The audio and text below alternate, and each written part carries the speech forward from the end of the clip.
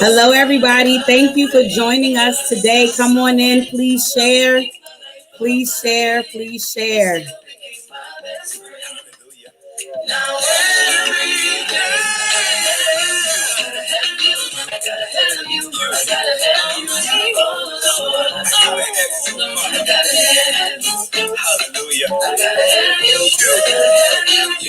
Hello, hello.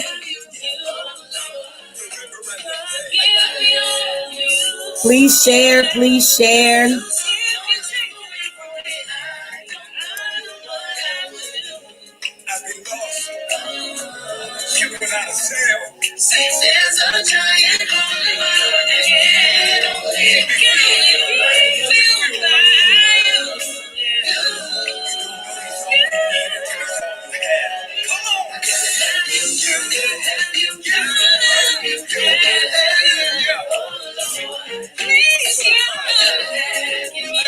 Hello, hello, hello. AKF family, please share, please share. Share with everybody. Thank you for joining us tonight.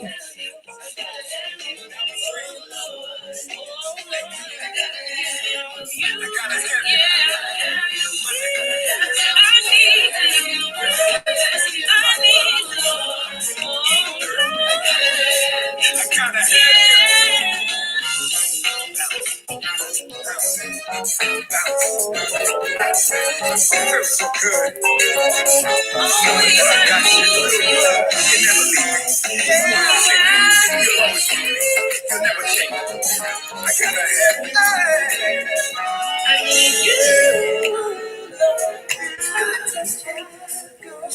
All righty. Hello, everybody. Thank you so much for joining us tonight. I'm so excited about those that could join us online tonight for this dialogue tonight as we talk about the African American community. And we kind of dig into the topic of COVID-19 and the vaccination. If you can do me a favor on tonight, if you're online, please do me a favor and just share. Please share. Let people know that you're hanging out with us tonight so they can join the conversation on tonight. We want everybody to join the conversation on tonight. And you can check us on Facebook as well as YouTube as well. So we're going to get started because I want to maximize our time.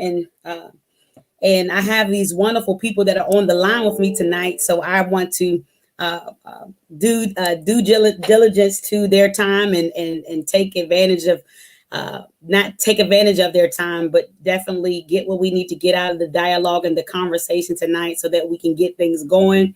And so that we can just educate tonight. The whole premise of tonight is just to kind of have some dialogue around the African American community and COVID-19 and the vaccination. This dialogue is just going to be an educated conversation, an honest conversation from experts that have expertise in the areas of health and education and educating our community and things of that nature. So I'm really excited.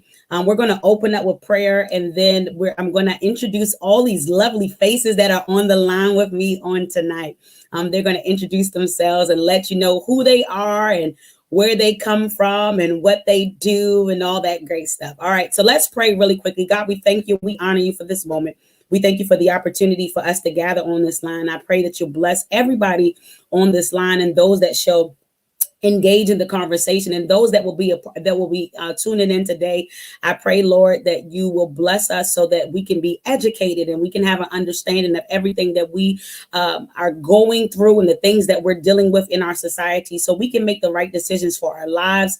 Father, I pray, Father God, that you would just bless every person that shall share tonight. Open our hearts to receive. In Jesus' name we pray. Amen.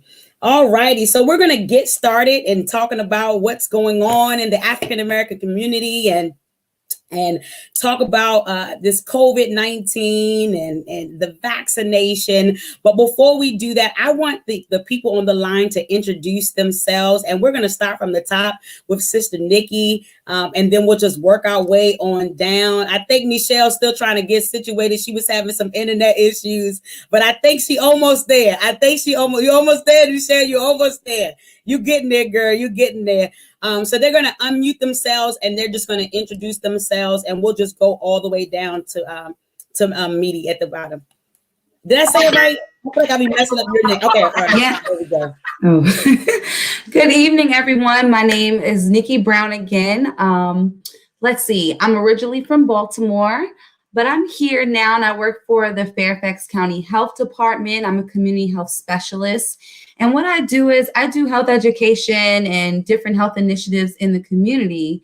But I more specifically work with our African American and African immigrant communities in Fairfax County.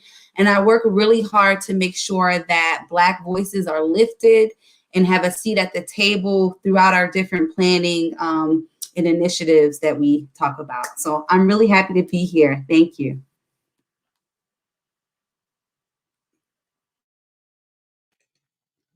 Hi, good evening, everyone. I am Blandine Augustin. I am a family nurse practitioner.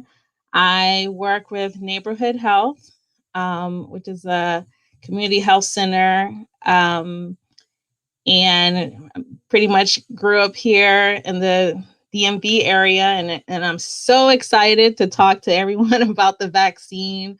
If anything, even if we convince one person to get vaccinated, I feel like the mission is accomplished. Thank you. Dr. Khan. Hi, everyone. My name is Basim Khan. I'm a physician also at Neighborhood Health, and just really excited to be talking to you all. Thank you, Dr. Rawlings, for inviting us, and just happy to see what questions you have and see if there are any ways that we can address them. So it's great to be here.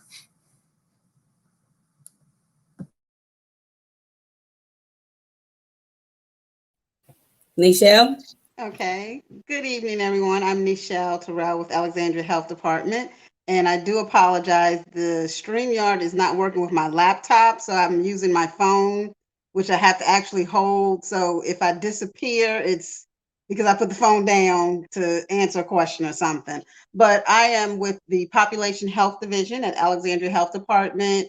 I am the HIV/AIDS prevention and education outreach coordinator. However, since COVID arrived about a year ago, we've all had to, at the health department, we've all changed our roles there. So the outreach that I've been doing has been COVID-19, as far as getting people tested in the beginning, the mask and everything that happened in the beginning. And then more recently, doing outreach, promoting getting the vaccine and answering questions that pertain to getting the vaccine, signing up and registering and stuff like that for the city of Alexandria.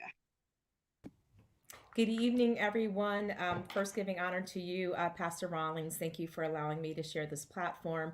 My name is Meaty Bartonelli, and I would always be remiss, and as Dr. Rawlings, Pastor Rawlings know, as I shared, I also bring greetings from the New Bethel Baptist Church in D.C., where I serve under the leadership of Pastor Dexter Nuttall. And I say that only because I'm in leadership there. I'm also a deaconess, so I have to do that. But my name is Meaty, and I am a registered nurse. I am chair of the District of Columbia's Board of Nursing, and I serve in an acute care setting at MedStar Health Washington Hospital Center. Another short disclaimer, I am not here as a representative, nor an agent, nor am I a spokesperson for MedStar Washington Hospital Center, but I do work in an acute care center. So my views and opinions are mine, but I am definitely a Jesus girl, and I also believe in science. And so I'm here and grateful to be able to share my own personal experiences as a COVID survivor, as a person who has been vaccinated with the first dose of the vaccine, as a person who then subsequently enrolled into, and Dr. Khan could appreciate this, I'm sure, as a physician, where I enrolled into a antibody plasma study with combined with MedStar Health and Hopkins. And I am also obviously a practicing nurse in an acute care setting who has also cared for COVID positive patients. And I also had to quarantine for several days away from my family. So I hope to bring a very unique yet informative perspective to the discussion. And thank you for allowing me to be here and sharing this platform. No, thank you. I have to shout you out really quickly because you just got a lot of awards from Washington, D.C. government. Can you just share that real quick for the work that you do? I just want, because I just saw that on social media. Thank you so much, Pastor Rawlings. Yes, I am honored to have just recently received the Black Nurse of the Year for the Greater Washington Area Black Nurses Association. And I just was honored with that humbled, very, very humbled award this past Saturday. So thank you so much for that. And thank you again to all the members of the BNA who gave me that award with the work that I'm doing and seek to continue to do. So thank you, Pastor Rawlings. Thank you all for the work that you do. All right, y'all ready? Let's jump into this conversation. Really quickly for everybody who just joined us online, please share. Yeah, KF, say congratulations. My church, we love celebrating people. So with all the congratulations you'll see, please share KF and those that are on the line with us, so that we want to educate everybody. We want everybody to be a part of this conversation. So share the conversation on tonight. I want to jump right in this and just talk about briefly from your experience and what you have seen. How has COVID-19 impacted the African American community as a whole?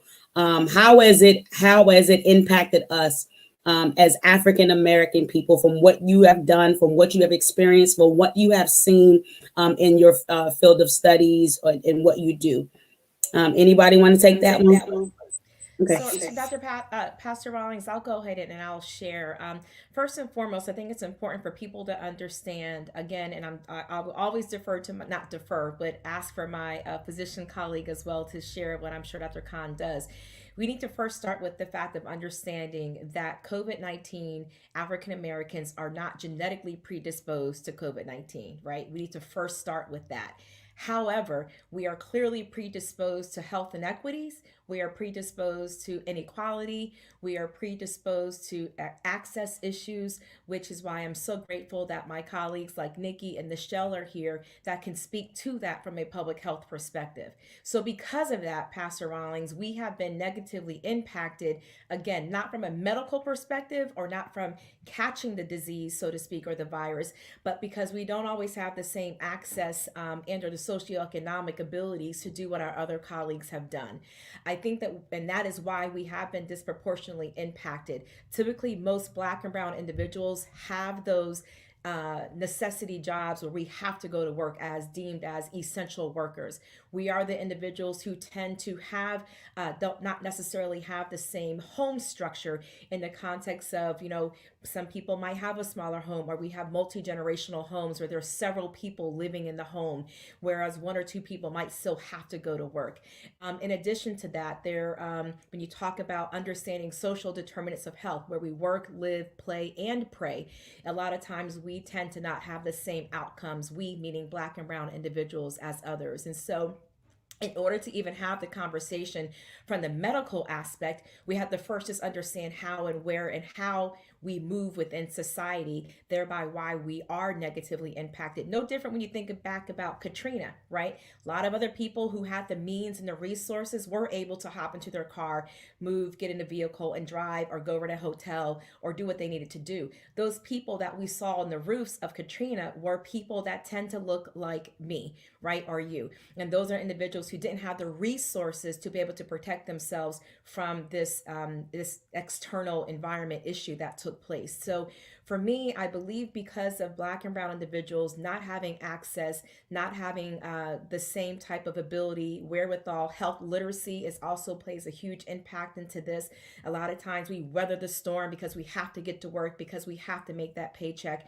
And the last thing that I would say is also they said the majority of us do not, us meaning Black and brown individuals, also are not employed in jobs where we could work from home.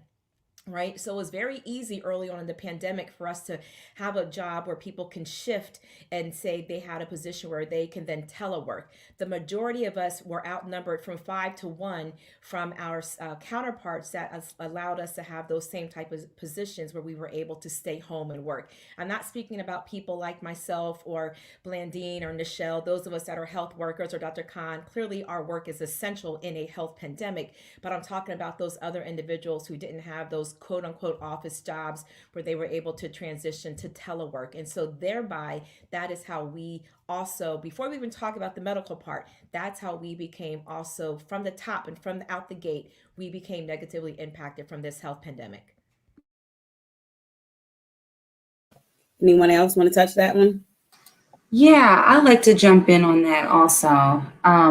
Just going off of what you said, in addition to Black people being affected physically by this virus, I've also seen in the community where we are just emotionally and mentally spent, nothing left. I'm seeing people that are concerned about their jobs, are concerned about making ends meet, their children in school, their children not having good access to computers and education right now. So I'm seeing a lot of people that are just feeling hopeless right now, and just emotionally spent. And that's in collaboration with, all of the racial discord that has been occurring over the past few months. I think the point about it not being some genetic disposition is a really important one. That ultimately it's social and economic factors that are driving higher numbers of infections, hospitalizations, and deaths. And both Blandine and I work in a setting where the majority of patients that we see are uninsured, work low-wage jobs. And what we've always been trying to tell people is it's these other factors that ultimately impact your health. How much money you have. Are you in an environment where there's a lot of racism? Do you have good housing and so forth? But it was really after this pandemic where we really got to see that. And what we're seeing is that Black Americans are dying from COVID, at twice the rates of people who are white. And again, it's not because of some genetic predisposition, but it's because of the work. It's because of the settings that one's in. It's because one has to go to work in jobs where you're around people. And so many factors like that the chance of getting infected are much higher. And that's why this has just been so devastating. And, I'd also second the point about, not just the health piece of it, but just being spent and the economic consequences and people losing jobs and all the other things that have impacted the community so much. And we've seen that as well in our practice. I would probably just add real quick, as far as mentioning the convenience of being able to telework, there's also the ability and the convenience to get tested and to even know that you are positive for COVID. Sometimes it's just not as easy for someone who can't take off from work or who can't, leave home responsibilities behind as someone that may. And so I think I believe that's also a huge factor, and being just able to get tested. I would say, first of all, thank you all for that, because you even gave me more clarity, because for most of us, the understanding or what we have come to hear is that Black people have more underlying issues. And so you all have given a different kind of spin on this tonight. And that's why we need to have this conversation, because what we have consistently heard is that Black people have diabetes and Black people have high blood pressure, and things of that nature. And so that's the reason why we're dying at higher rates. But what you have basically said is something almost opposite than what we have heard a lot, even in the media. You know, some. Can you just touch on that even the more, and just expound on that? So, Pastor Rawlings, I just want to your point, just give a little more clarity.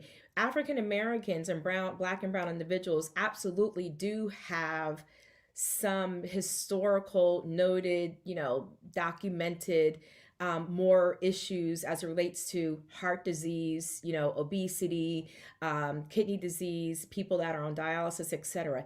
And in my opinion, and I think there's many studies out there, and I'm sure Dr. Khan would agree, is that even those things are because of social economic factors, right? When you talk about why do we have more obesity, when you talk about why do we have more diabetes, when you talk about why do we have more kidney failure, why do you talk about why more Black and brown individuals are on dialysis, even the beginning of that is because of social economic issues. Even because of that, it's a lack of access. Even because of that, it is a lack of and or miss and or underdiagnosed.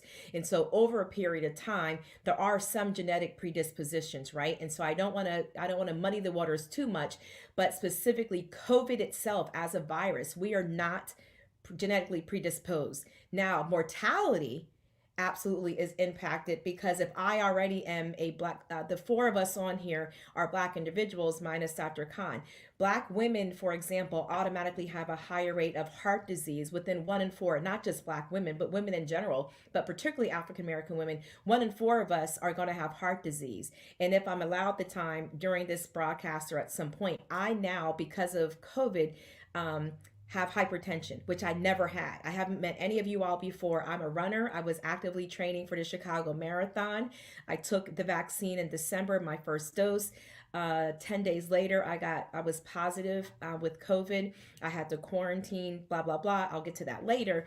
But since I've recovered, there's now this thing called, post-COVID syndrome that they are now actually terming, because I now have been diagnosed with hypertension. My blood pressure was 165 over 115. And that's basically like level 2 hypertension, right, Dr. Khan? He probably would say, hey, you need to be on something, immediate lifestyle change. But even with the lifestyle change, you can't walk around for several months with a diastolic, that bottom number, that high. And so because of that, I'm now dealing with that, and that's only post-COVID. So there's a lot of people, not just Blacks, there's a lot of people who are also now having the sequelae. Sequelae is the term that we use of when you get something because you had something else, right? So you have this issue, now it's like a domino effect. And so because of COVID, I'm now dealing with this issue. But people do need to understand that a lot of the social determinants of health, where you work, where you live, where you play, where you pray, right? As Dr. Khan and I believe Blaine Dean was mentioning from their work, is that if you're already in these environments or working in an area that causes and creates you to have stress, then stress increases cortisol levels in your blood, etc. So now you're going to have blood pressure issues, right? If you live in an area where you don't have a Whole Foods or a Giant or a one of those like a Yes Market or something where you can get fruit, vegetables, so all you're eating is the Chinese carryout, or all you eating is the Domino's pizza next door, yes, you're going to have cholesterol issues. So all of those things have an impact as to our other health issues. Yeah, and if I can add on that too, because you bring up really good points. Let's tag team, sis. Let's tag team. Yeah. You're it. I want to take it even a step further, because I don't even like to say social determinants of health anymore. Because when people hear that term, they think of, okay, the health disparities. But I think it's important, and I think this is also what you were trying to get at, Dr. Rawlings. We need to take it further. What are those social determinants of inequity? Because at the end of the day, that's why we have these disparities in health in the Black community. And I think that this pandemic has been a revelation of what many of us have already been saying and trying to point out. And so I'm hoping that it will be an opportunity for us to think more critically about our work, about practices, about policies that affect our Black communities. So, yeah. I think Anybody? I'll go. I'll say anybody else. Go ahead. sorry. Yeah, go ahead. Go ahead, Michelle. Okay. Yeah. The thing when I was looking up, when I received the questions and just some of the things I was trying to pull out to be able to share this evening, when I was looking at some of the data, which is actually on the Alexandria dashboard, and I was expecting the African American percent of cases to be off the charts. But like for these are Alexandria reported cases, African Americans, Blacks was 20.7% of the cases, compared to 33.9 with Latinos and 25.5 with whites. So I mentioned that because I think we were under the impression, well, I was under the impression that we were like we might be in the 50s or 60 percentile or something, or be so much higher. Even with hospitalizations, the numbers weren't as bad as I thought. We had 31.2% as compared to 37.8 with Latinos and 21.1% with white. So it wasn't, I'm not saying that's good or bad, but it wasn't the numbers that I thought it would be, as we keep hearing how it's disproportionately affecting the African American community. And that is on, if anybody wants statistical information, we have a dashboard. I'm sure if you live in Fairfax or Arlington, Prince William, or PG County or whatever, your health department should have a dashboard which can give you that information on what's being seen in your local jurisdiction. Thank you for sharing that. I greatly appreciate you for sharing that, because in my mind, whenever I think about the African American numbers, it is skyrocketed. Like, it's like, something we've never imagined because of what we hear oftentimes.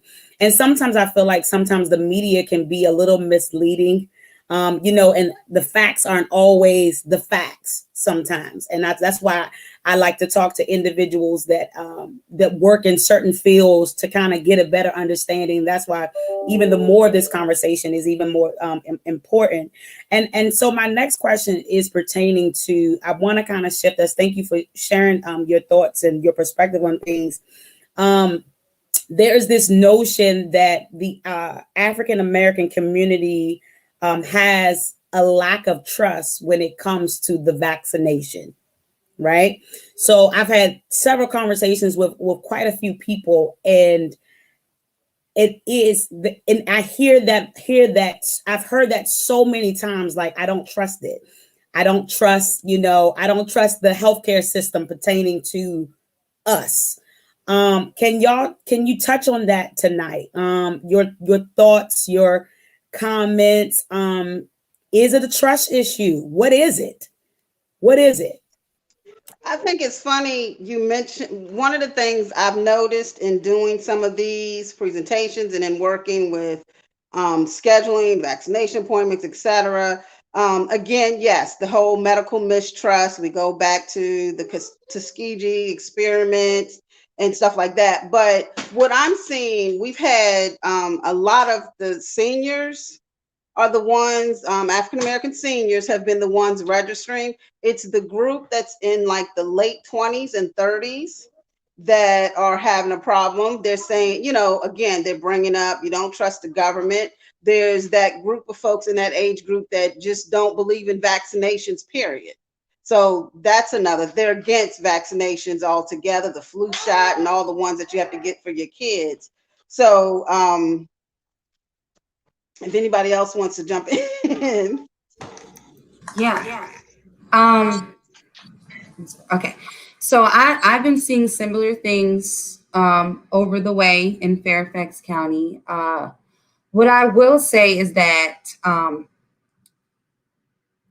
one of the things that I'm trying to do in this moment, I'm really trying to find ways to really speak to our younger Black adults about hesitancy. And I would say today, I was reading an article from the New York Times, and things just hit me a little differently because I've been hearing a lot about hesitancy, that it's just become the norm. But we're talking about a group of people, a generation that came of age in an era where things like mass incarceration has literally swiped out brothers, uncles, cousins, a generation that has come of age where Black people are being killed and no one's being held accountable for it.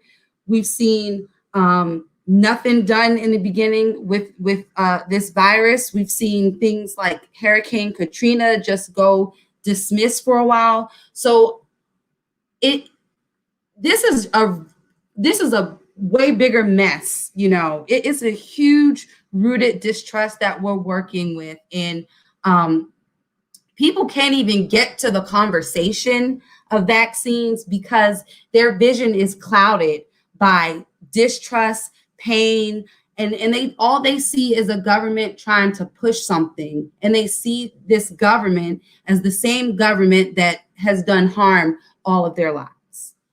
And these people are not even thinking about Tuskegee at this point right now. They're thinking about harms that have been done today. So if I could just, again, tag team on to that and hopefully not be repetitive, but add value, I want to say there's always been anti-vaxxers, right? So that is not a new phenomenon. However, what we need to understand is that, and I understand, I don't say that I agree, but I understand.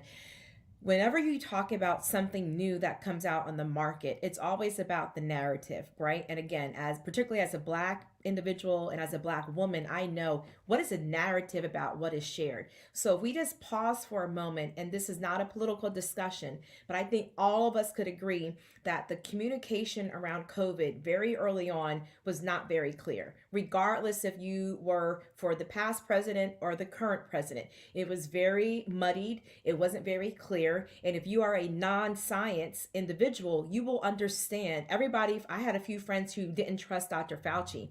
But what I said to them is that even in nursing, when you do research, remember at first we weren't wearing masks, right? At first it was just wash your hands 6 feet. Then it was, oh no, you do need to wear your mask.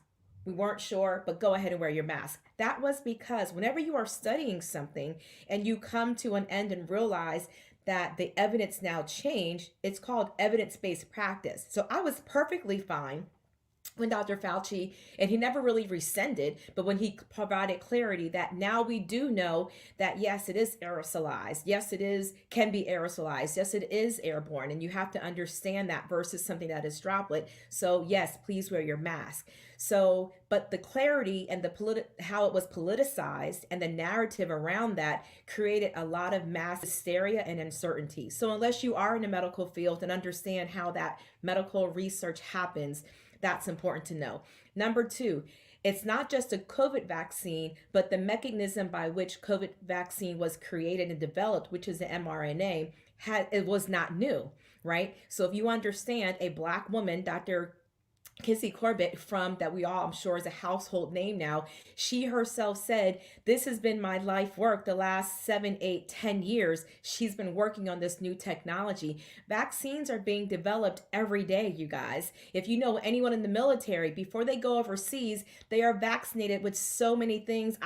Can't remember them all, because if you travel, right, if any of you all travel or go to another country, you have to go to a travel clinic and you have to get shots in your arm as American citizens before you leave to not contract other diseases and viruses. So that is nothing new, right? In order for you all to go to school, your children have to be vaccinated. And we all see it every year come June, July, right before school. They talk about the school systems working very diligently to ensure that, hey, we still have 2,000 kids that haven't been vaccinated yet. Okay, get their vaccine. So that's nothing new. I think the issue around this, Pastor Rawlings, is because the clarity, the communication, and the narrative was not very clear. And I want to also be clear, African Americans are absolutely not the only persons who are anti-vaxxers, okay? There is a huge, huge number. And I was looking it up as my sister was just speaking. It was an article that was a scholarly article that was posted right now from the University of Michigan Health, that University of Michigan that sponsored a national poll that said, quote, there is an overwhelming whiteness of the anti-vaccine movement, and that is worth noting. And that is by Dr. Anna Kirkland, who is both a PhD and a JD, who is professor of women's studies and research at the university. So it's not just Black folks who don't want the vaccine, right? When you talk about middle America, a lot of us don't necessarily live there. We're not the ones in Utah, Montana, etc. So yes, auntie and uncle are having some problems. Grandma might have some problems registering, trying to get the vaccine. Yes, there might be some younger individuals because there's a little bit of a political activism behind it, but we absolutely are not the only person. So that's also a little bit of a misnomer, because we do have an absolute right to be afraid and have some hesitancy because the healthcare system did not do right by Blacks, right? Talk about she just mentioned the Tuskegee experiment, not even just Blacks. There's many studies. There's a book out there called Medical Genocide, What Took Place. The father of Dr. Sims, I think, if I'm not mistaken, Dr. Khan, who's deemed as the father of OBGYN, who did many surgeries on pregnant slave women. And he then became the father and birthed what we now deem as OBGYN work. And so this is nothing new for the Black community. And we just have to make sure, again, the narrative that we speak, it's not just Black people are afraid of, like it's the boogeyman. No, we have legitimate reasons to be afraid, but also our white counterparts also have a lot of hesitancy. And I think it's also around how it was communicated and also the narrative that was shared. But don't you think there's a difference? I think there's a difference between anti-vaxxers and Black people having distrust in the government because of harms that have been done to them. I think there's a big difference there. And I think it's really oh, I'm sorry, I was echoing. I'm sorry. And I think it's also really important that we focus on the narrative, misinformation and myths, but we also need to really focus on building trust in this community. There needs to be real attention put towards that. But Nikki, that's why they need to see people like us. They need to see you. They need to see me.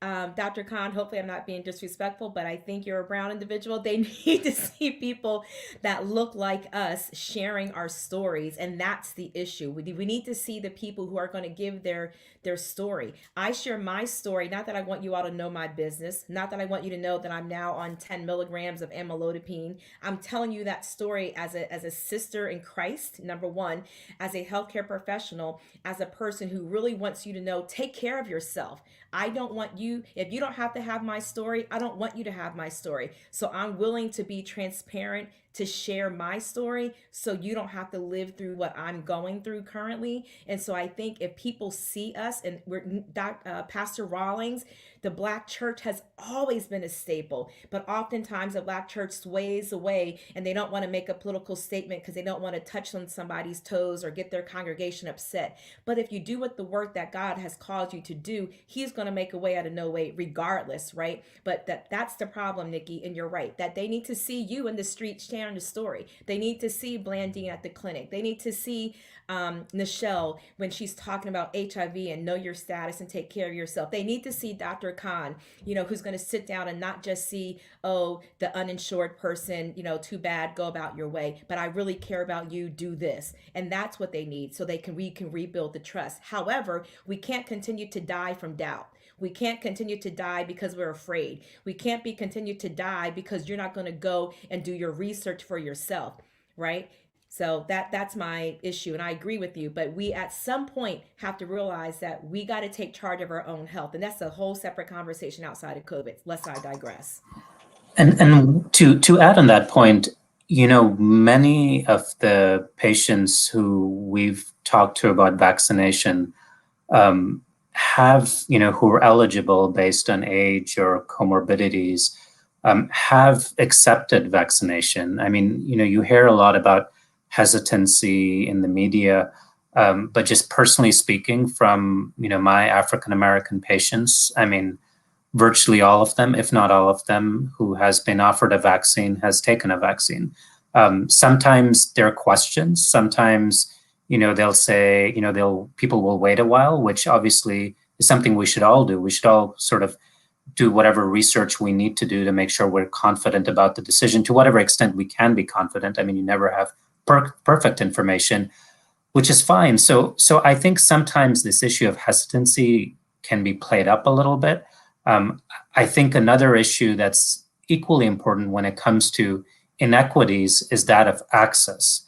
And, we're seeing that Black Americans, Brown Americans, people from different groups are getting vaccinated at lower numbers. And I don't think the reason is because there's hesitancy. I think because vaccines haven't been made available in the same numbers or in the same ways, which I think is a whole different issue. So I'm afraid that sometimes when people talk about hesitancy as well, and this is a point that's been made, it's almost done in a bit of a condescending way, where where it puts the onus, perhaps not fully where it should be. Because again, I think people want to ask questions, people want to get the best information possible. But at least in my experience, I've noticed that, my African American patients are choosing to get vaccinated in pretty large numbers. I just want to add too that, or just to piggyback to something you said earlier, knowledge is power. And so I think it's great. And that's another reason why I'm excited about this discussion, is because it's a platform to share knowledge and to share health literacy. That was something that was mentioned as far as probably a reason why there is a discrepancy between the differences in different cultures and different races. And so it's great to have a platform, and I would encourage you to keep having discussions in an area where people do feel safe. The history is we trust church, we trust religion, and we trust our faith. And so I think it's a safe place to have the discussion. I think that also adds to the distrust that we have, is the lack of knowledge, or, there is some truth, like you mentioned before, there was the Tuskegee experience that really happened. There's Katrina that really happened. And that happened to our community, even as recent as Flint, Michigan, in the water. And Blandine, so there are George Floyd happened either. I'm sorry? I said, we can't forget, in the midst of a pandemic, we had a social unjust where we felt that the government did not do right by us, and the effect of George Floyd, God bless his soul. So on top of what you're saying, I was just saying, and the death of George Floyd added to everything you're talking about. Yeah, so these are things that are happening recent, as of today, as of maybe tomorrow. So, health literacy is very, very important as we continue to have these discussions and dialogue and answer questions.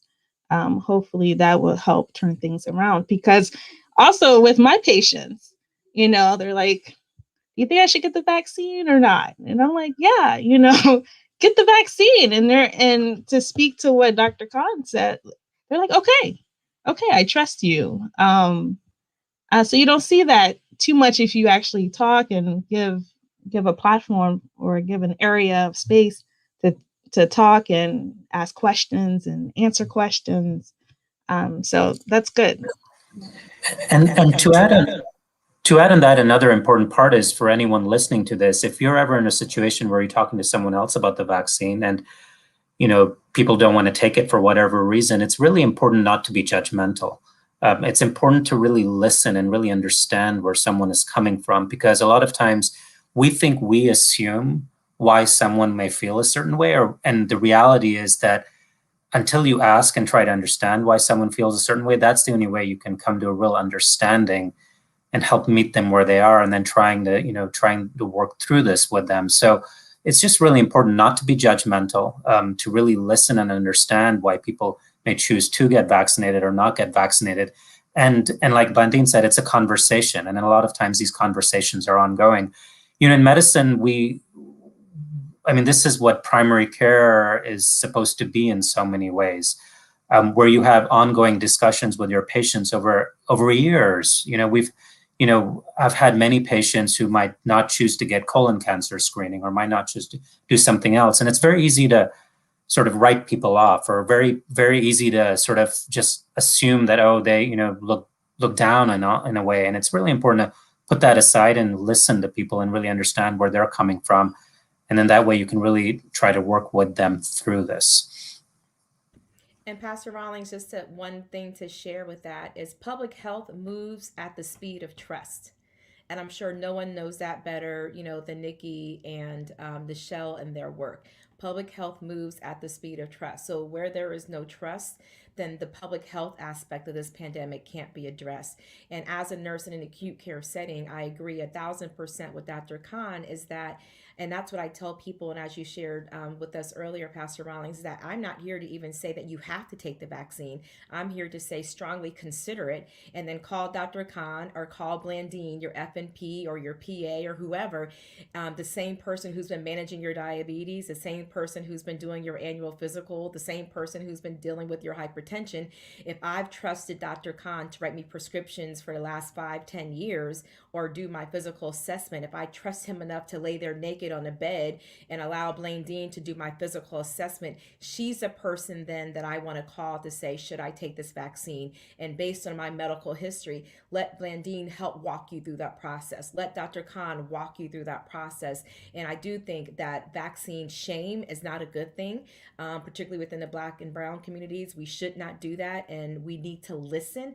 Some people do it. I know that we're with your church, Pastor Rawlings, but people who might have different religious beliefs or backgrounds or what have you, ask that question first. And that's very, very imperative, so you can have a mutually beneficial conversation. And maybe if you are knowledgeable, you can give a tidbit of information that might make that individual change his or her mind. Let me ask you, what myths do we need to kill? Like, even in our conversation tonight, what myths do we need to kill to educate our people? Go ahead. Go ahead. I have one. A common question is, are you injecting me with the COVID vaccine? Not the COVID vaccine, the COVID virus. And the answer is no. Dr. Khan could probably speak to more to the the kinetics of physics, how it works. But no. You mentioned Dr. Kizzy Corbett earlier.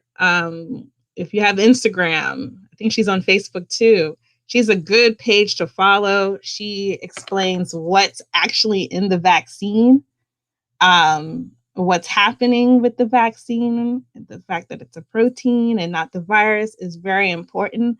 You also mentioned earlier that you received your first dose of the vaccine. I think it's good for people to see people like us who've actually had the vaccine. I've already had myself 2 doses of the vaccine in January, and I'm still here, and I don't have the virus, thankfully. And so those things are good to know. But that's a very common one. And if anybody can speak more to that, that would be great. I agree. The virus itself is not in the vaccine. There's absolutely no chance that one can get COVID from the vaccine. It's impossible. And I agree. That's one of the most important points that we need to make with respect to that. I think when we talk about myths or things to address, people are concerned about the turnaround time. How were they able to come up with something so fast? And especially in working with HIV, I'll hear people compare it to how long it took them to come up with something. It took years for them to come up with something for HIV, but yet for COVID, it was almost overnight. So, explaining to them how long they have really been working on the vaccine and, all that stuff surrounding coming up with what we have today. So I think the turnaround time is something that needs to be addressed or kind of explained and, a little bit better. Can somebody tell? I was going to ask because I was asking. Yeah. I think that's an important point. So the vaccine went through the full trial like any other vaccine would have gone through. Between the first 2, Moderna and Pfizer, I think, about 70, 80,000 people were in the trials. And that's actually more than certain vaccines that are already out in the market. Like, I think the shingles one is a recent example that actually tested even fewer people. So the trials were complete. There were no corners that were cut. one reason that everything happened so quickly is that they got all their ducks in a row really quickly. So they said, we're going to get the manufacturing capacity all set up. We're going to hire the workers. We're going to get all the components for it so that we're ready to go as soon as you say that the vaccine is effective. So in other words, all the ducks were lined up so that time was not wasted, but no corners were cut when it came to the testing of the vaccine.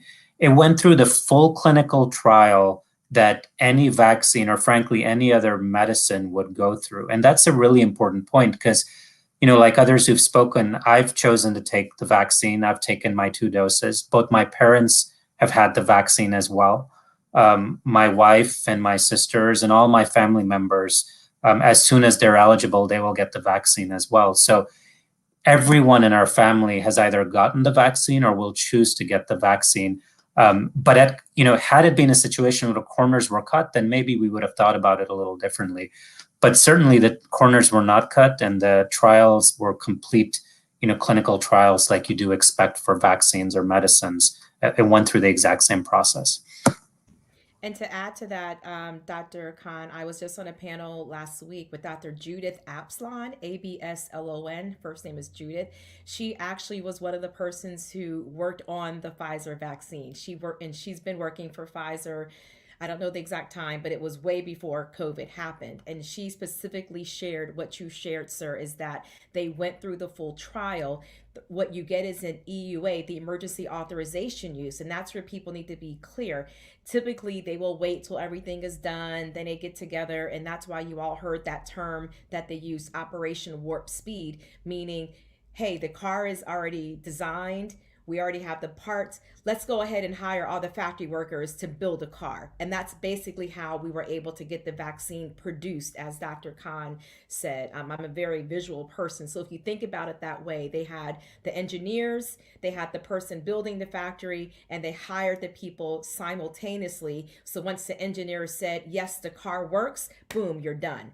Typically, they figure out that it works. Then they have to figure out, oh, okay, let's go build the building to make the cars. Okay, let me go hire the people to work the assembly line. And so what they did is exactly what Dr. Khan said. And hopefully that makes it a little more clear for people, because that's where the 2, 3, 4 years come later, because they have to get the manufacturer and they have to hire the people or whatever else that they're doing. And keep in mind, you guys, this is a health pandemic. So this is impacting millions of people, not just the US, it's impacting the world. So you can't just make, one car. You have to make thousands of cars at the same time to help all of these people who need to get to where they're going. So that's why it was such a, what the government did, one of the great things they did is they removed that red tape in order for those funds and different things to be released. That's why early on as well, to bring clarity, is that people weren't able to get tested right away because they had to create the reacting agent in order for all those tests that they were doing, because initially they only had a few tests because they're trying to figure it out. Wow, now we can all get tested 2-3 times a week if you want to, right? Most of us, you can go to a testing site. That wasn't the issue. So as we progress during this pandemic, people have to understand how that process works of getting it done. And the EUA, the emergency EUA, the emergency authorization use had to come in order to allow those things to take place. Go ahead. Oh, just really quickly, I wanted to switch gears really quickly and just make a point for the younger people who might be listening. And I think this point was made earlier, but COVID-19, it's not just a terrible disease for the elderly or the older. This is a terrible disease for the healthy and the young also. You can get this disease, you may recover from it, but, as you've mentioned earlier, there can be long-term effects. I have a girlfriend who still has not gotten her sense of taste or smell back. She's losing weight. She's developing depression because she doesn't have these senses. When you think about like your smell, the smell, and how it's connected to memories and things like that, that has been taken away from her. So I just want people to be mindful of that. That's a really important point. And when you talk about misperceptions or myths, of course, people who are older are more likely to get hospitalized or die from COVID than people who are younger. The important point to remember, though, is that even people who are younger can get really, really sick, and you don't know if that's going to be you or not. And that's the challenge with this. Sure, many people will do fine, but some won't. And there's no way for you to tell if that's going to be you or someone else or someone or a loved one. So, the other point is don't underestimate COVID, because, everyone we've talked to wishes they never had done that, when they're on the other side if things go bad. So that's just the other point. It's not the vaccine directly, but it should figure into sort of your risk benefit analysis about whether you take the vaccine or not. There are a lot of people who might think, well, if I get COVID, it's no big deal because I'm young and healthy. But the reality is a lot of people who are young and healthy have been, have had long-term, irreversible, some health problems because of this, and some have died. And there's no way of knowing if that's you or that's someone you love. So, that's always something to keep in mind. One more thought too, that I want to mention is, it's not necessarily a myth as much as it's probably a misunderstanding. I do like to share with almost all my patients that I've received the COVID-19 vaccine, more so just to normalize it, just to try to normalize almost like getting the flu shot, shingles. But when I share sometimes with some of my patients, the thought is, oh, well, you'll do okay with the vaccine because you don't have a lot of past medical history. I don't think I should get the vaccine because I have, these chronic illnesses. And actually, it's our patients, it's our individuals, it's our population with the comorbidities, the chronic illnesses such as diabetes, hypertension, chronic kidney disease. We have a list of them that are at higher risk for COVID or having more of a reaction to when getting the COVID virus. And so if you do have comorbidities or chronic illness, you should actually consider it even more, is what I just want to share. Let me ask you, because you mentioned about getting, and I got a couple more questions about the vaccination, but can people get their smell back? Because I've seen that a lot with people who have had COVID, or loved ones that have had COVID. They've had COVID maybe 6 months ago, and they still don't have their sense of smell and taste back. Does that come back, or is that something that is going to be consistent, or what? So, Pastor Rollins, I lost my smell for several weeks, and it came back about 3 weeks. And when I tell you I couldn't smell anything, I sprayed. Don't laugh, but I sprayed this lavender stuff on my pillow. So even when I left my home and I was in quarantine for 10 days in the middle of an insurrection downtown DC, another conversation. But I sprayed the lavender spray literally on my hand, and I mean almost licked it, right? Like it was on my nostrils. And when I tell you I could not smell anything, like absolutely nothing. So if there was the building was on fire, I would have burned up. I wouldn't have smelled anything. However, mine did come back. And I see in the chat, and I was looking on Facebook Live too, and I don't know if you can speak to this, Dr. Khan. I don't think there's no remedy, there's no pill, there's no thing that we can give you to make your smell come back. And this is what the physicians are now and researchers are now terming long hauler effect, right? The post-COVID diagnosis that people are getting, were these things that my fellow nurse and NP Blandine was speaking of, about losing smell or losing your sense of taste, and Nikki sharing how her friend is now losing weight because obviously smell and taste also impacts your satiation, your desire to eat, right? Your hunger, your taste with your taste buds. And so To my knowledge, as of that I'm aware, working in a hospital, there is no cure, there is no remedy specifically to make your taste or your smell come back. Most people, however, they do recover from it. The average person does, but most people like that hopefully should be involved in some type of study. That's why I tell everyone they should follow up with Dr. Khan, right, where maybe he can possibly refer them to enter into a study. So those are the things, because it is a new virus. Don't forget, it's just a year. So even those people who are enrolled in a study, they're going to be followed for almost up to a year. The study that I enrolled in with my antibodies, with my blood plasma transfusion, that was just on January 7th. I have no idea if I received antibodies or not. Those results don't come instantly. So we're just now coming up on a year from even when the vaccine was developed to really talk about the efficacy and what's going to happen. So those patients who have turned positive that are in studies, that information, we're still going to have to wait to find out what that impact is going to look like. Dr. Khan, are you familiar, sir? Have you heard, or any of your patients? I don't believe there's anything out there that you all are prescribing or giving or doing for loss of smell or taste. Most times people just kind of manage symptoms like my blood pressure that I have. But other than that, I don't know if you can speak to that, Dr. Khan. No, I would echo the same thing. To my knowledge, there isn't much. And the other question is, with so much of this, we just don't know. I think that's just the important thing to keep in mind. It does seem like many people do regain it.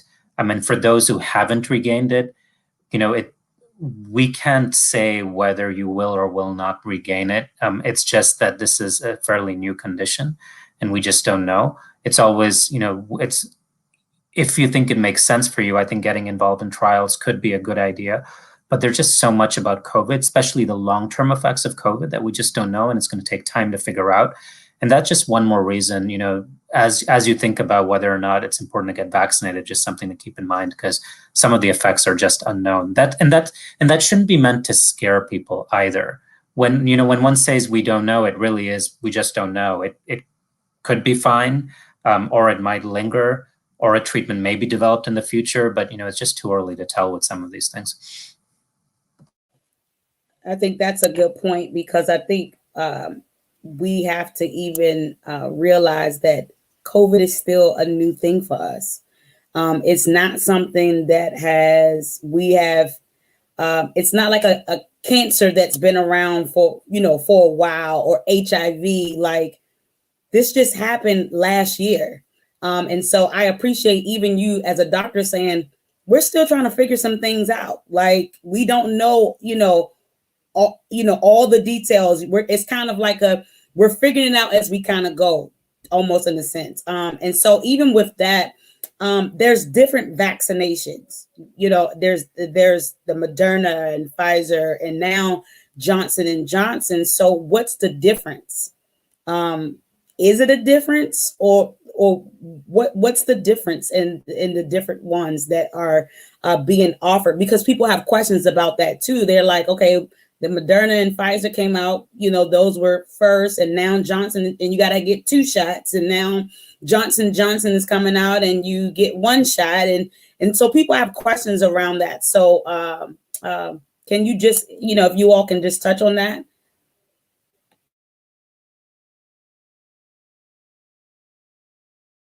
I was going to let one of the medical professionals go first before if they like to.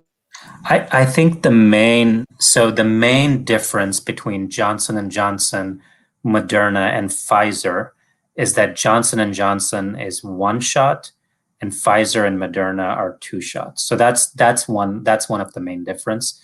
The other has to do with storage requirements. So that's not necessarily something that patients will come across, but I think it's important to state that the Pfizer vaccine and the Moderna vaccine have to be kept at cooler temperatures as opposed to the Johnson & Johnson vaccine. So that's just something that might affect, where vaccines are distributed. The mechanism of action is different. Both are actually relatively new. So I don't want to say brand new, because it has been around for some time, but they have different mechanisms of action. So the way I would think about it is Pfizer and Moderna are pretty much identical. all right? They work in the same way, and they're two vaccines. In the case of Pfizer, it's typically 21 days later. In the case of Moderna, it's typically 28 days later. Johnson & Johnson works in a different way, and that's a one vaccine shot. So those are the main differences. In terms of effectiveness, all of the vaccines at this point on the data that we have been shown to prevent hospitalizations and deaths, which is ultimately the most important thing that you want to look at. However, when you come to less severe disease, at least on the data we have so far, Moderna and Pfizer might be more effective for less severe disease. Now, what does that mean in the long term, or what does that mean when it comes to more severe disease? It does seem like all of them are equal, although in some ways time will tell. The advice that generally medical professionals are giving is that, given that the risk of catching COVID is so high, basically get the first vaccine that you have the chance to get. Although some people might have preferences based on one versus two vaccines. I'm happy to answer more questions if people have about that, but those are just some general overall points of difference. I didn't go into the mechanisms of action because that's, I'd be happy to talk about that, but that's, it might not be necessary. What I would add to that, Pastor Rawlings, and I took notes in preparation. First thing I want to say is go to cdc.gov, right? And we want to give you information. So post this, right? We don't have the time. Dr. Khan and myself and Blandine all took microbiology and we did this, but it would literally take you a long time. Even myself as a nurse or Dr. Khan as a physician, like we had to learn this as well because this is all new technology. So go to go to cdc.gov, and there's definitely a page and you can literally type in how do the vaccines work, right? And it will tell you. But I did write it down that there's mRNA, right? And that's what we know for Pfizer. And basically, again, as Dr. Khan mentioned in Blandine, you are not getting injected with the coronavirus. You are getting these proteins that are blocking a thing on your cell. Like if this is your cell, the vaccine comes in, it attaches to make sure whatever else is in the system does not attack your body. And then your body does it that way to make it in very elementary terms. You also have protein subunit vaccines that do sometimes have not the virus itself, but units of that will also work to help and boost your immunity, right? That's why every year when we get the flu vaccine, sometimes it works well, sometimes it doesn't, and you have to get different units of that. I mean, you get different types of the vaccine. It's created differently every year because there's different strains that take place. And then there's also vector vaccines that actually contain a modified version of a different virus than what you're actually getting, but it does work in the same effect, right? So you have all those things. Again, go to cdc.gov to get very specific information. And this is where health literacy is so important, that you don't just listen to me, go and do that research. It's very explained in much more detail, the time that we don't have allotted here tonight. But again, you're not actually getting the vaccine. And basically what vaccines do, it creates your body, it impacts your immune system. So it's an immunology that helps your body to fight, no different than we are exposed to viruses every single day. And you have something in your body called white blood cells. Your white blood cells are your fighter cells. And those fighter cells are the ones that prevent you from getting things such as the common cold, or things that help you from getting, whatever other diseases that are out there, from just touching your doorknob that might not be cleaned well, you rub your nose, your face, etc. There's things that we are exposed to every day that your body, your immune system fights off. And so that is what the difference is of these different vaccines. And I think Dr. Khan just basically alluded to how the vaccine technology is created. And quite frankly, is whoever got there first, right? So Pfizer happened to be first. That's why we're all talking about Pfizer. Then you got Moderna, then Moderna is there. And so now we have Johnson & Johnson. One thing I would add is I think it's important to understand that those, not just thinking about the US, but if you think about the world, right? If you're in sub-Sahara, Africa or if you're somewhere here in the United States, if you're out in, an Indian reservation, for example, that may not have those medical facilities that have the sub-zero unit, freezing capabilities to store this, and then to have the ability to implement, which is what our public health workers do, vaccine distribution sites, then it is good to have something like a Johnson and Johnson, which is a one injection where people don't have to come back. But also, let's be very clear. None of these vaccines say that it prevents you from getting COVID. And I think that's very clear for us to be, very specific on. Having the vaccine does not mean you will not get COVID. What it does is it helps you to prevent the likelihood of you getting it, because your body will build an immune system to it, because none of them said 100%. So I want to make sure that, at least me as a nurse, I'm sharing with you, nothing says you are 100% guaranteed from not getting COVID. What it does say, as Dr. Khan eloquently just said, is that it will prevent you from having, managing from mild to moderate type of symptoms. That's what it says. So I just want to make sure people understand the difference. The vaccines that we have are emergency use authorizations to help us prevent, the disease impact that the symptoms that we might develop if you get it. And all of them are only, the best one is 90 to 95% efficacy. There's still that 5% chance out there. So I just want to make sure we're clear. I think, oh, go ahead. No. I was going to say that was one of the questions.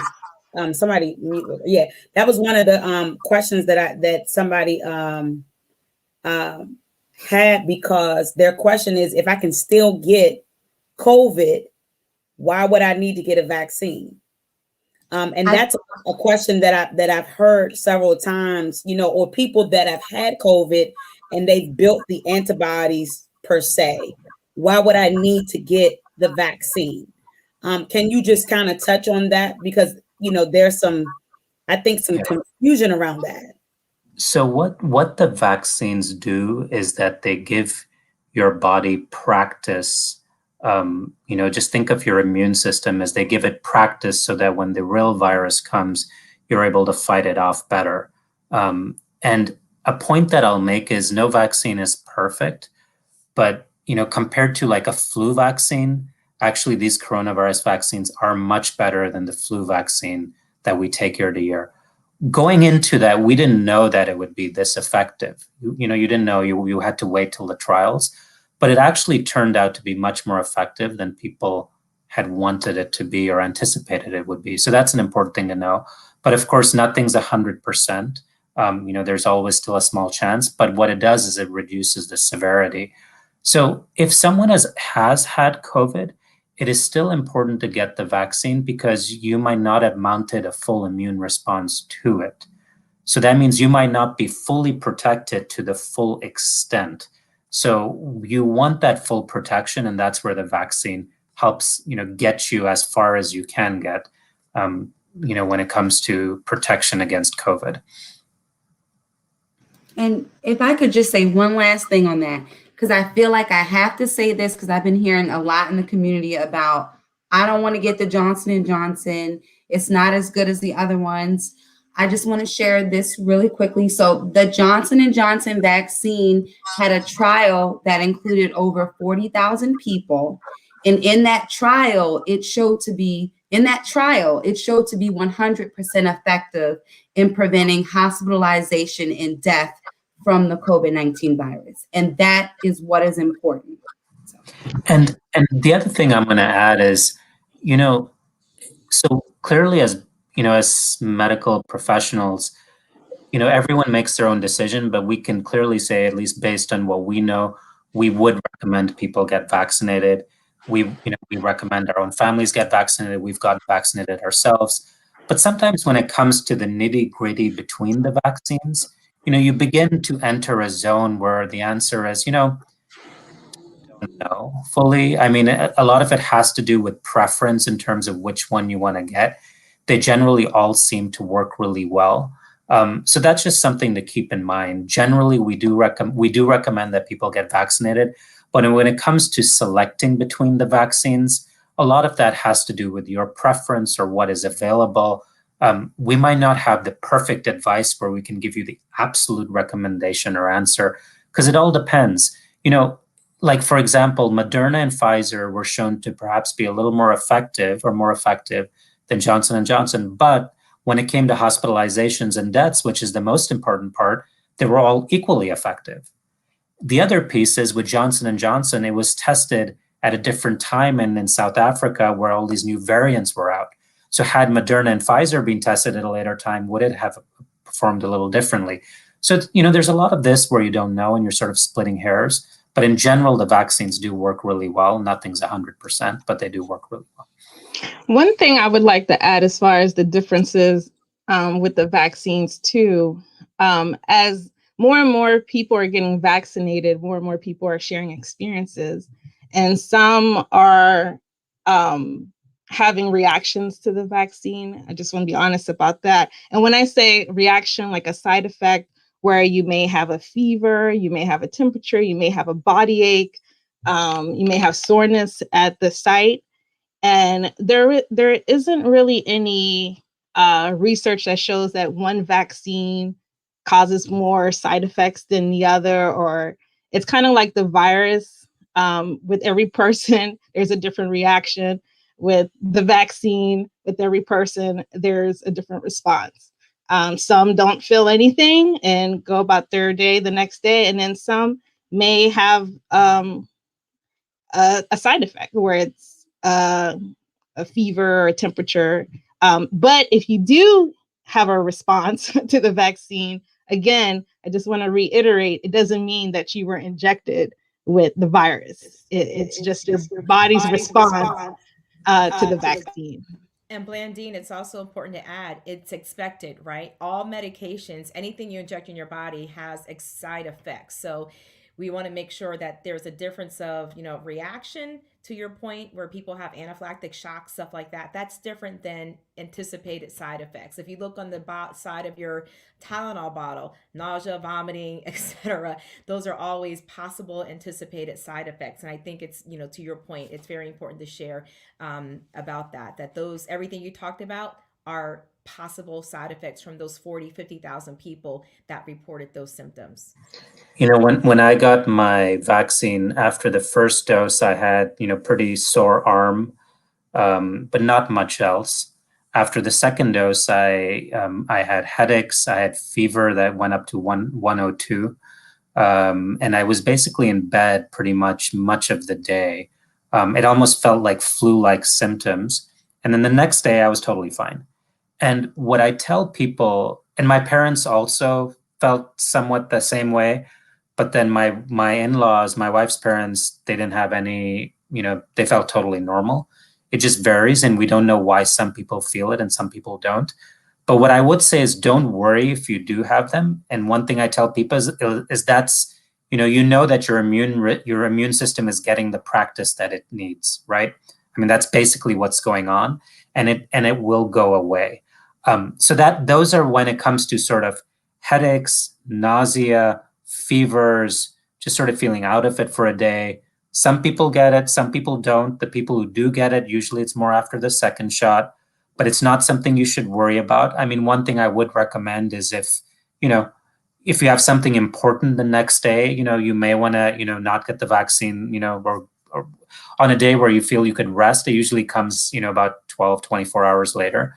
So that's just something important to keep in mind. When it comes to anaphylaxis, which is a severe allergic reaction, that has happened in a very, very few cases, but the levels of anaphylaxis are equal or less to any medicine that's out there. By any medicine, I mean an antibiotic, an aspirin, a Tylenol. It's no different. And the reason you see it on the news is because everyone is focused on this, right? All you go to the media, you hear about is COVID vaccine, COVID vaccine, COVID vaccine. So it makes the news. But the reality is that the rates of anaphylaxis from these vaccines is equal or less to the rates of anaphylaxis that you would see from other medicines as well. So it's not really something that one should worry about too much. When you get the vaccine, they're going to observe you for 15 minutes because that's when anaphylaxis happens most of the time. If you've had a history of anaphylaxis, they'll observe you for 30 minutes, a bit longer. And that's basically what they do. And they'll have EpiPens on site to treat you if anything happens. But again, the levels of anaphylaxis are really, generally speaking, not much different than you would expect for any other medicine. So think about any time you get an antibiotic prescription or you're taking any other medicine, whether it's for blood pressure or whatnot, you can get anaphylaxis from any of that. So that's just something to keep in mind. Also, so how often will we have to get this vaccine? Is it something like the flu shot where you have to get it every year? Or is it something that we get one time? Or is it something like where our kids, they get some of their shots, they'll get them every couple of years? What's the life of this thing? What are we expecting? Should we expect that we're going to have to take it yearly? What is it look like? So Pastor Rawlings, yet again, as Dr. Khan said earlier, we don't know. Right? A friend of mine, and if you don't mind me sharing, and I just say this to Dr. Khan as a physician, who is one of our chief infectious disease physicians that I work with, as well as a friend of mine who's actually an immunologist and an epidemiologist, has shared that, again, we're just at a year of this, you guys. And so all of those people who they had started working on this vaccine, the studies will now come because now it's been a year. So upon the results of those studies, some of those studies becoming unblinded. And for those of you who don't know what that means, typically when you enter into a study, if you remember back in high school, you have the control group and the variable group. And so when they start unblinding to say, hey, you did get the vaccine, hey, you didn't get the vaccine, and start seeing what the impact of their health is now a year later, we will then be able to tell.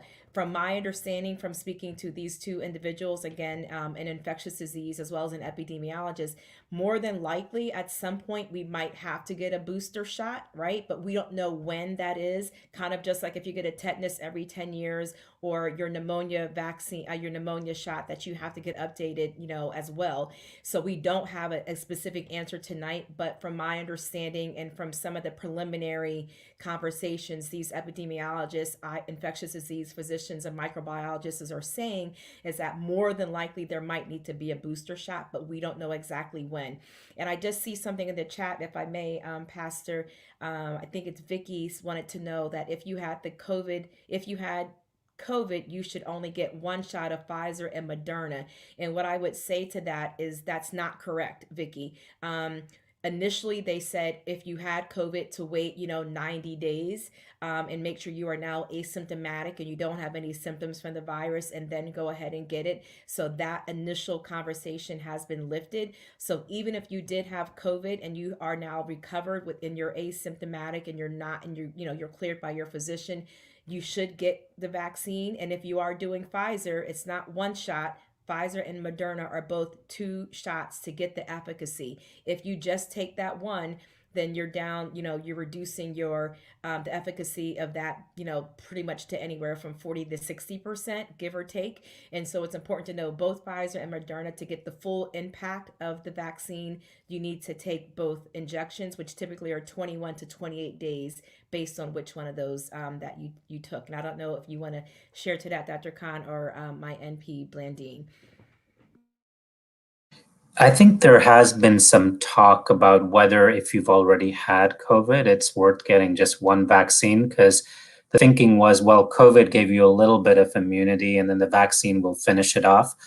But, no recommendations have not been made to do that. The recommendations are still to get 2 vaccines. Of course, if anything changes in the future, we'll see. But at this point in time, the recommendation is to get 2 vaccines. And we've vaccinated lots and lots of people who've had COVID with 2 vaccines, and they've done just fine. And your question about the frequency or whether boosters will be needed or how often, it just goes back to what we've all been saying, which is we don't know. This hasn't been around long enough for us to know.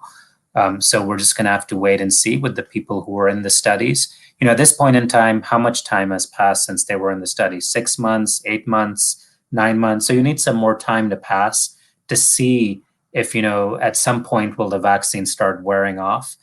So, the studies will come out and we'll have more knowledge on that.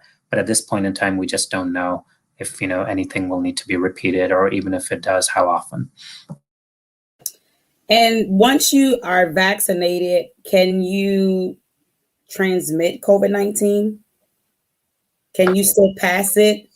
So that's a very important question, and I'll sort of tell you what.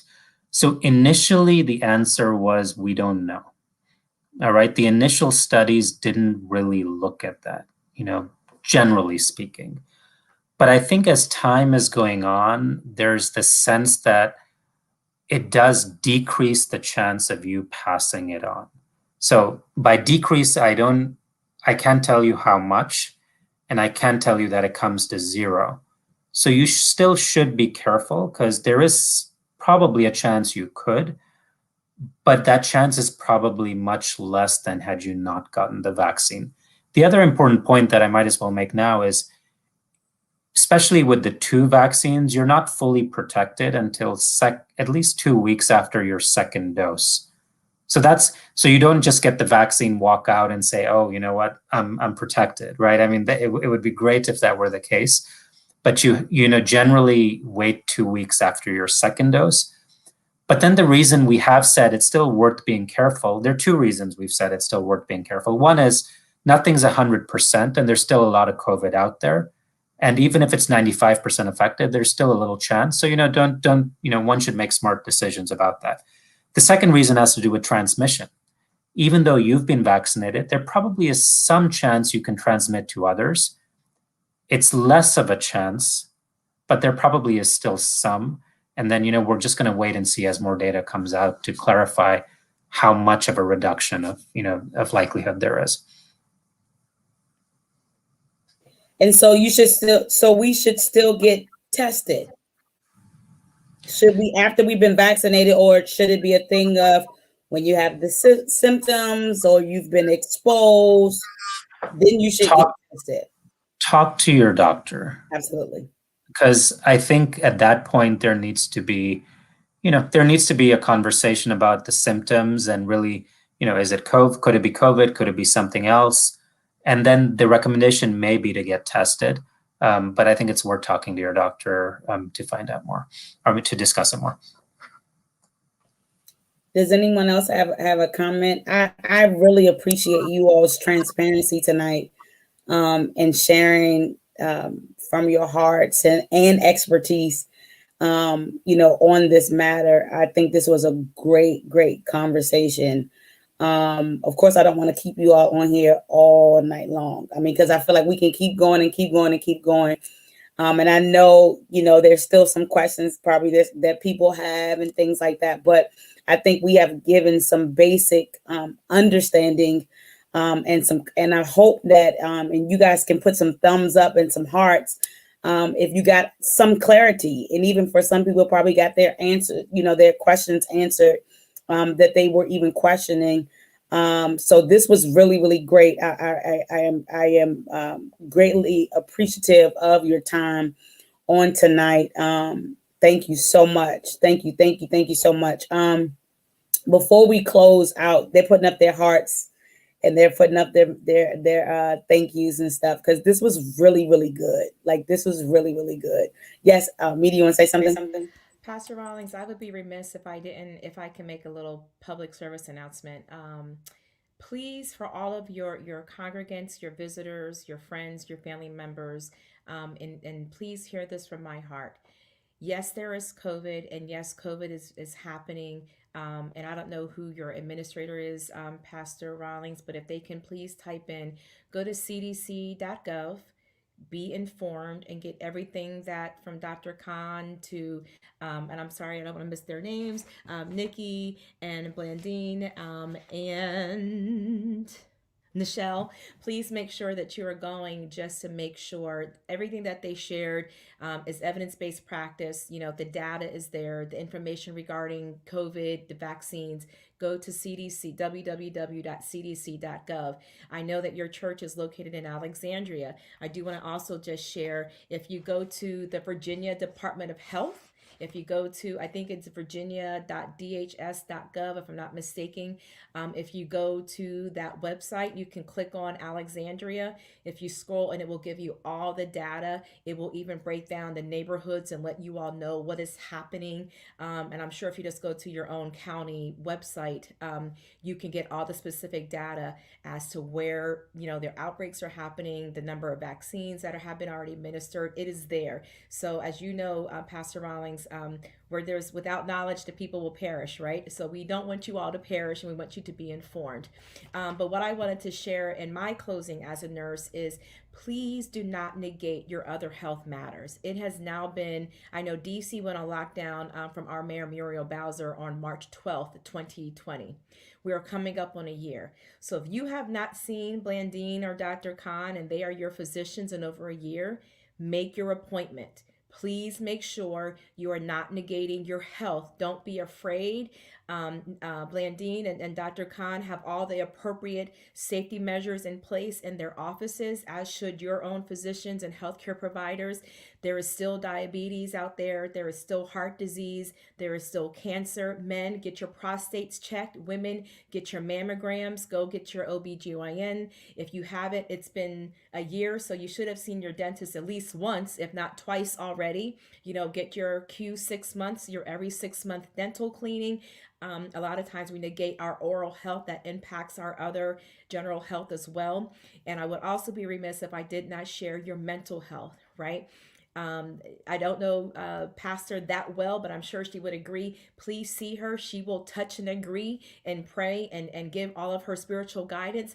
But if you need to see someone, it is no shame to seek out mental health professional help regarding our mental health. Every single person in this country, regardless to the richest person to the homeless person, has been impacted by COVID. Social distancing is good. Social isolation is not. And so it's important that we all also just breathe and take a moment and ensure that we are also protecting our mind, because general health is impacted mind, body, and spirit. And so at least my closing message, and thank you for allowing me to share, Pastor, is that don't negate your other health issues as well. Yes, COVID is there. I'm not telling you to not do that, but there's other things as well. Take care of yourself. Get your blood pressure checked. Do those things to make sure you are here and healthy, because casualness can lead to casualties. And so we don't want to be casual about our health, right? And as I said early in the beginning, don't die from doubt and don't die from fear.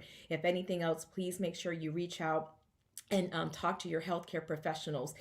Reach out to Dr. Khan, reach out to Blandine, find out if you need a recommendation, but please make sure you have made your primary care appointments ASAP and make sure you're taking care of yourself. Thank you, Pastor. Thank you. Thank you. I actually was going to go around and give everybody close remarks. She was already on top of it. Well, I'm done. So thank you. Praise the Lord. Go get checked. And if you want to talk about any initiatives that you have, working in the community, things like that, that people need to be aware of, you can share that as well before we close out. We can start up top. We can go ahead, start up top and just go work our way down. Okay, I'll keep it brief. Mine's, for my older generation or adults that are on the line, I think right now more than ever, our younger generation really needs guidance from you. Please talk to the younger generation, encourage them and remind them that their lives matter, their legacy matters. They need to really think critically about this vaccine so they can make the best decision for themselves and their loved ones.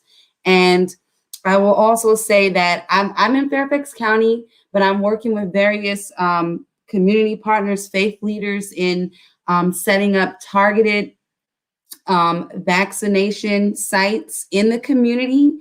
So if you're in Fairfax County and you need access to this vaccine, please contact me directly. I can put my email address in the chat. Thank you and have a blessed night.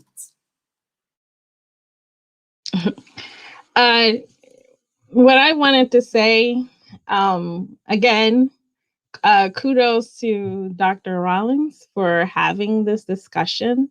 Knowledge is power. And so thank you for empowering a group of people with information on this vaccine. I think what I've been saying over and over, health literacy,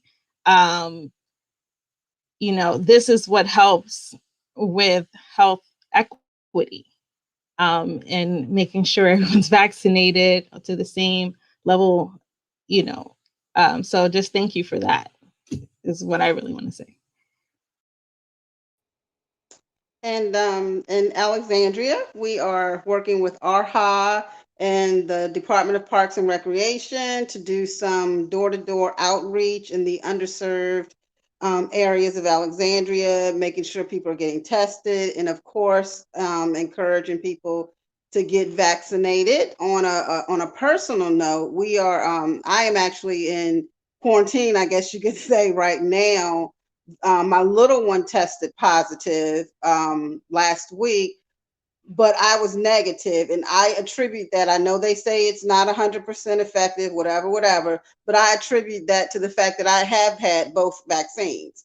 There were 4 of us exposed to her, and of the 4 of us, 3 of us had the vaccine, and those 3 are negative. The one person who did not have the vaccine, he's positive. So I'm not going to sit here and say it's 100%, but I truly believe that us being vaccinated is why we, tested negative and the one person didn't. So I encourage you, if you have not gotten the vaccine, register for it, and be patient. Be patient as far as waiting to get your appointment time. I know that's an issue. People are like, keep telling me, you keep telling us to get the vaccine, then you don't have no appointments for us.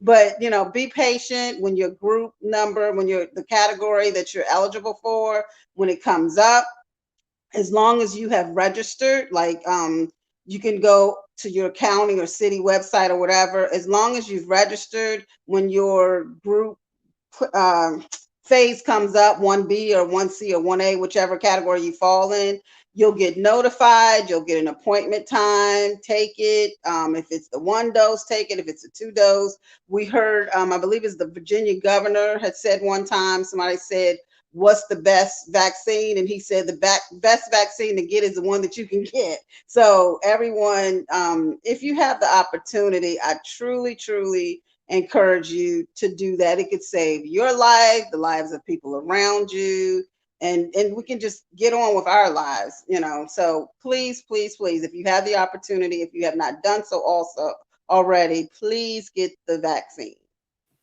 And can I just piggyback on something that you said? That patience is so important. Mm-hmm. And I'll just use, for example, registering, knowing some people that have been registering and things like that in different cities and stuff like that. And then they call your phase. And as soon, the appointments are going so fast that you might miss your opportunity to get your slot. So just be patient. You got to remember all of this stuff is still new. And the great thing is that people are, willing now to get vaccinated. So the appointments are going a little faster, especially I know for those that are in PG County. I literally saw last week, it went out at 5 and by 8 o'clock, it was full. The appointments and stuff like that. So make sure you're paying attention to your text messages. If you're registered, make sure you're paying attention to your emails, things like that. When they call your number, when you get the opportunity, you need to register right then and there, to get your appointment slot and things like that. So I just wanted to mention that patient piece is a very, very big point. So thank you for even sharing that, Nichelle. And also, one of the things that I wanted to mention, when people would we talk about the seniors, they're not so computer savvy and everything. So we have done different outreaches with them. We have two of the senior buildings in Alexandria, like the LaDre building and Claridge House. We set up on-site vaccinations. We worked with the people at ARHA to make sure they were notified, and they would just come down to get the vaccine. I believe it was done at Annie B. Rose and another Goodwin House building. So for the seniors, if we have to go to them, that's being done. Senior services, they've worked with reaching out to people that they know and like helping them to register for the vaccine. CVS had done some stuff at one time. So, we don't want you to think that, just because I don't have email or I'm not computer literate, I'm out in the cold. That's not true. there's hotline numbers. You can call the hotline number. I don't have email, help me get registered. So we just want to make sure nobody has any barriers to getting the vaccine. I just want to add my thanks to everyone for inviting us to be a part of this. Like Blandine and others said, knowledge is power, and it really helps to empower yourselves and then make the decisions that are in the best interests of yourself and your families. We're also working with Fairfax County. We're working with the city of Alexandria. We're working with Dr. Rawlings as well to also contribute to some degree to the vaccinations going on. We're primarily in Alexandria, Fairfax County, and Arlington. And Dr. Rawlings will share more information with folks or someone, or maybe someone from from the staff as well. But we encourage you to whichever jurisdiction that you're in to sign up to get vaccinated, and and hopefully you can through the CDC and websites and your own doctors and everyone else find whatever information you can to make the most informed decision. So thanks so much for joining us tonight. We really appreciate it. No, thank you all so much for just taking out the time to educate us, give us some truth. I am a strong believer that knowledge is power, and people do perish because of lack of knowledge. And so I think, as I mentioned, a lot of questions were answered. I know I've gained some things that I didn't even realize or think about or take into consideration. So I'm really appreciative of that. I will say to our church tomorrow in our KF group, I will be making an announcement about some initiatives that we will be making and some things that we will be doing even further. I'm looking forward to the connections that will continue to live on from this conversation from those that are on the panel. Let's not stop here because COVID is a big thing right now, but there are other things that we need to tackle as a community. Concerning our health. Actually, through the pandemic, I started taking my health a little more serious, actually, getting up and working out and making sure that, we eat a little bit better and, things of that nature to ensure that we're a bit more healthier going forward. And I think that's something that we have to, as it's been talked about, address as a whole for the African-American community, health in general. So that we are being more healthier and taking care of ourselves. But I appreciate all of you all. Thank you for the work that you do in our communities. Thank you for how you not only educate, but you take care of us. And I just want to say thank you for the work that you do. I'm definitely going to be praying for you all as you continue to press forward in the work that you do. KF and all those that have joined us on the line, thank you for hanging out with us tonight. And we're going to pray and we're going to dismiss from this line. Thank you all once again. If you all that are on the panel, just stay on really quickly. When she clicks us back, just stay on really quickly so I can just give you my appreciation. Yes, Meedy. Pastor Rawlings, I just want to say thank you so much, as we've all said. But again, as a leader in my church, what you have done is so empowering. And just thank you for creating this opportunity, this space for your church. And I'm happy, as you just alluded to, that it won't just be about COVID moving forward. And so we need wonderful men and women of the cloth like yourself, particularly those of you who shepherd the sheep, to allow us to talk about how important our health is, because once God calls you to do the work, if you're not healthy, you won't be able to do it. And I'm always reminded of John 3:1-2, which I'm sure you know, that says, "Beloved, I wish above all things," right? So all the other stuff that God wants us to do, he says, "Beloved, I wish above all things that you will prosper and be in good health."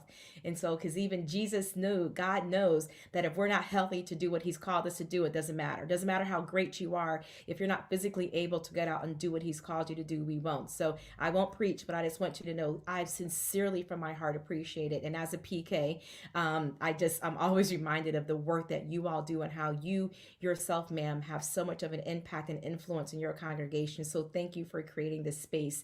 And as you said, don't wait till you're dying. Don't wait till you get a diagnosis to start thinking about your health. So may God bless you in return. As you pray for us, we will be praying for you and the work that you're doing with your church. So thank you so much. No, thank you. I actually just shared that text with my church on for our prayer time last week.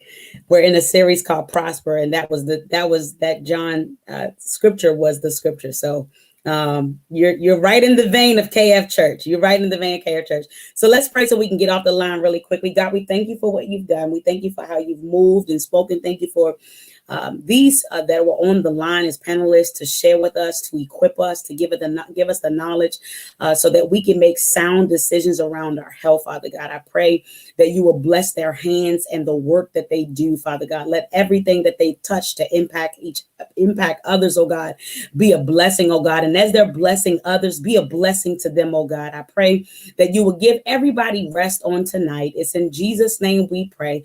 Amen. All right. Thank you all, everybody that was on the line. Thank you so much for joining us. Have a blessed night, everyone.